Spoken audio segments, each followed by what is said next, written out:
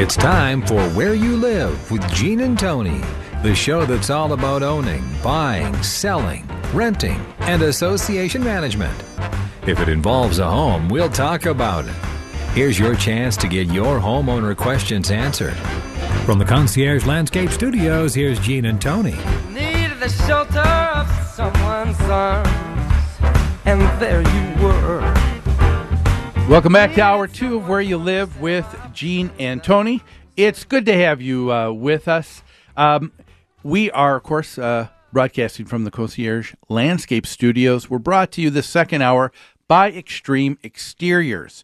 And we just started to frame up in the bottom of the first hour here this news story that we're following out of Chicago, where the city of Chicago wants to enforce the housing code as it relates to vacant properties. They're saying, we still have a responsibility to make sure that things are boarded up, that are clean, they're safe for people in our city. And so we've got to turn to who the owner is, and you're responsible. In this case, it's you, the mortgage company or bank.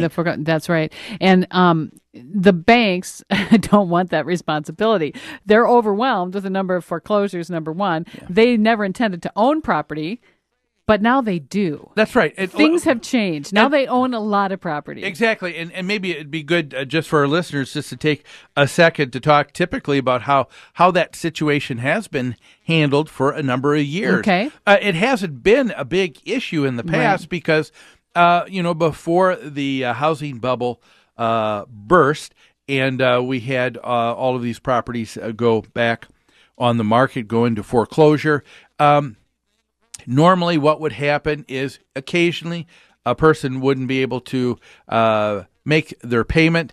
The mortgage company was quick, and that's the operative word, quick, to take the property back. To foreclose, to go through the process. Because they knew that there was generally equity there. And so they acted more like a conservatorship. Okay.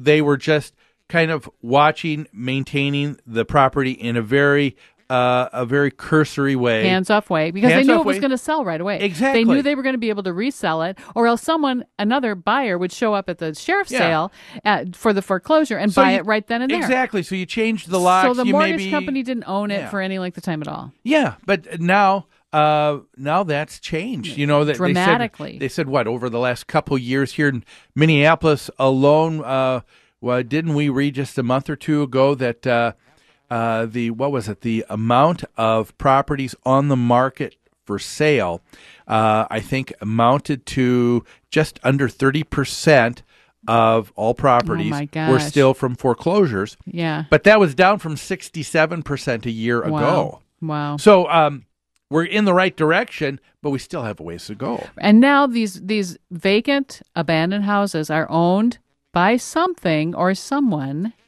usually the mortgagee, and the cities are starting to say, hey, we're spending millions of dollars in tearing down decrepit buildings, boarding up buildings, removing snow. We can't afford to do it. Yeah.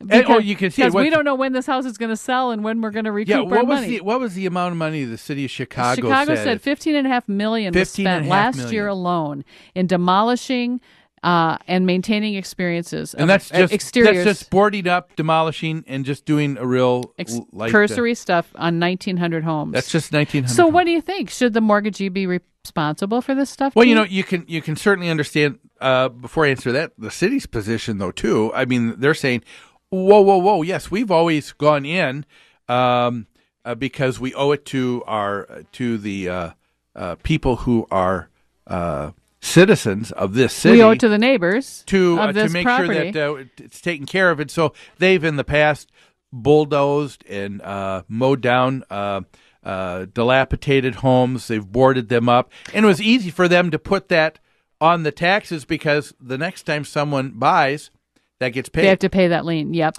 But they're saying more and more of our money is going just for that process. We can't take care of the other services. You can see that this is there's a lot of tension. We're spending here. A lot of money doing this. There's no guarantee this house is going to sell in a year, so we may not recoup our money for some time. Yeah. To me, my knee-jerk reaction, Gene, is why shouldn't the mortgage companies be responsible for the maintenance and upkeep of these homes. They now own these homes. Yeah, you're right. They do.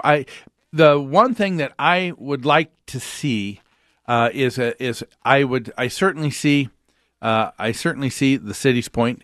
They are indeed the owner, and I think that was what was brought out in this article. FHFA and banks were coming forward saying, well, no, we're not really owners. And they say, that's really not what ownership means. And it kind of reminded me of, we had a former president who wanted to know what the word is, you know. What does the word ownership? What is the word ownership? What is the word? And the bottom line, you're right. The bank or mortgage company, they were never intending to own the home. But they said, we're going to use that as the collateral until you pay up. If you don't, then we're going to take the property. At that point, yes, they weren't. Yeah. The owner didn't want to be the owner, but they agreed to go into that relationship.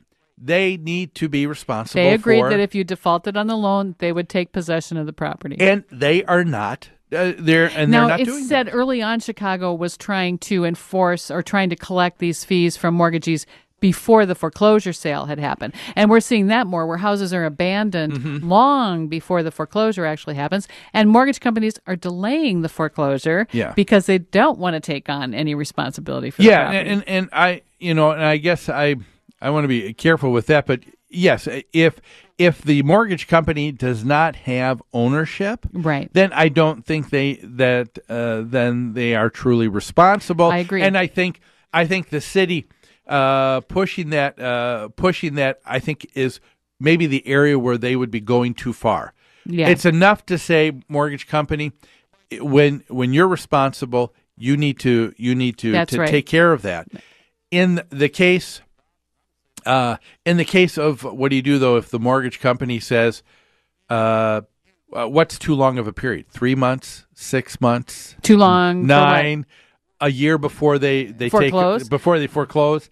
In the case of HOAs, we've seen where mortgage companies have not been wanting to pull the trigger. Sure. We've been saying to our clients and to so many homeowner associations, this is your opportunity. That's right. It's a great opportunity to go in there and take ownership by foreclosing your lien. By foreclosing your lien, for that's assessment, right. Unpaid assessments, and make that a rental property to help, take away and kind of knock down what was owed. Well, to help recoup the lost assessments. That's right. Yeah, that's right. I want to bring to our listeners' attention that the city of Minneapolis and many suburbs are also charging fees to owners for vacant properties. And it doesn't matter if you're keeping it up. We had an owner in Crystal with a single-family home that he bought as a rental property in November. So we started trying to market it. Of course, we were having trouble finding renters in November, December, January. Bad time of year. So it sat vacant for 2-3 months. He was over there every week. He was over there every time it snowed. He was removing the snow. He was turning lights on and off inside. He was making sure the heat was maintained so that nothing froze. He was still charged the vacant housing fee, vacant building fee. What time period does the city 1 month. The city of Crystal said, that is ridiculous. If it is empty for 1 month, you have to pay us $400 because. And when I called the city and asked them about that, they said, "Well, it causes us extra work and extra money. We spend money." And I said, "How are you spending money on this house?" I mean, there's so many people who live in their homes and are retired. I know people who my grandparents used to go down to Florida for 2-3 months. I think in that case, if you're a snowbird, I think you can get some kind of registration. You can register somehow. So you can register that way to avoid that. But we've also had owners in homeowner associations come up against the same thing. Their parents had a townhouse. They've passed away. The place is vacant, and the heirs want to keep the place. But they're not ready to move into it. Yeah. They maybe want to keep it for a second home. The city is charging them a vacant housing fee. Well, there is something that a lot of property owners do need to be aware of, and that is if you are out of your home for more than a 30-day period of time. The policies on just about all property casualty insurance policies for properties will say you're no longer considered insured. That's going to void your insurance policy. And so you'll need to make sure that if you're going to be on vacation for more than 30 days, you notify insurance company. You may have to pay a little bit extra in premium, or if you're renting it out. Also, if you have a rental property, make sure you've got owner's insurance, landlord's coverage for a rental property. Yeah. So but to me, I think the city's probably gone.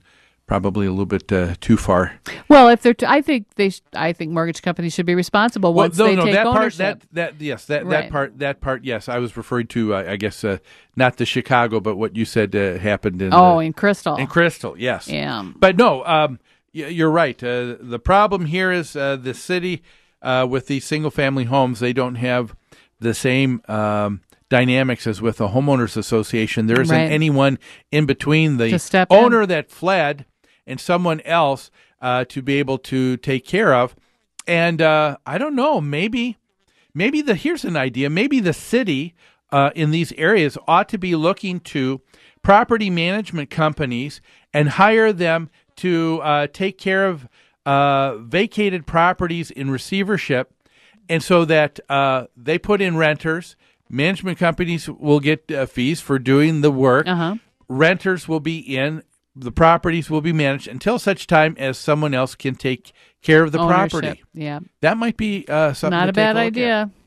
So, hey, folks, what do you think about this? We're going to take a break. When we come back, we've got another story we're going to be covering, and that is your association vulnerable to a frivolous age discrimination lawsuit? We've got some things that might be kind of shocking for you. We'll cover that after these messages.